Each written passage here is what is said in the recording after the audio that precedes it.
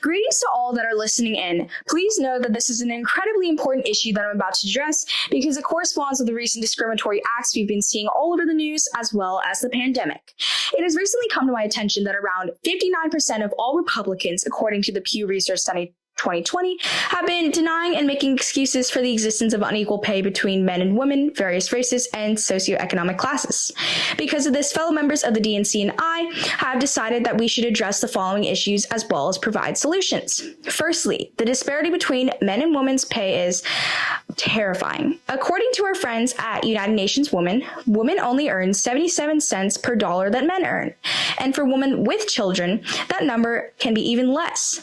Women's work continues to be undervalued and considered worse than men's. Secondly, the employment system has been reported back to us through various associations to be heavily racist. Reports from Irene, representing the Pew Research Center, says that depending on what race you are, you receive higher pay and more opportunities and promotions. A graph is now being displayed on your screen, which was made by Irene, and she uses the average income white men make to compare the income of other races. As you can see, Asian men and women make drastically higher incomes than even white individuals, but all other races make much less than white men. This system is really unfair. Thirdly, and last but not least, the gap between the lower classes and elite 1% have been increasingly widened. After COVID-19, we saw a large increase in the amount of property owned by the small number of elites in comparison to the lower classes.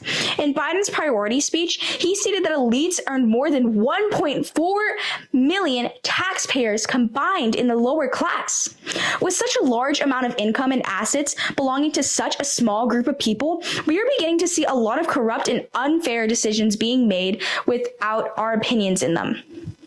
Do we as a nation, along with millions of others, want to be controlled just by a few men?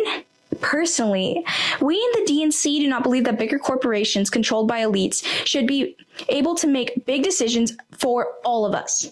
Additionally, we are shocked and appalled by the amount of racism and misogyny in the employment system and workforce. We're not going to stand here and do nothing about it like the Republicans. We want change. Fellow Democrats and I have come to the consensus that actions need to be taken to prevent this. We've begun to bring up ideas to Mr. Joe Biden on how we can fix these issues. Please know that you're in safe hands as we deal with this. We appreciate you for taking time out of your day to learn more about this problem of income inequality that we as a nation united are currently facing.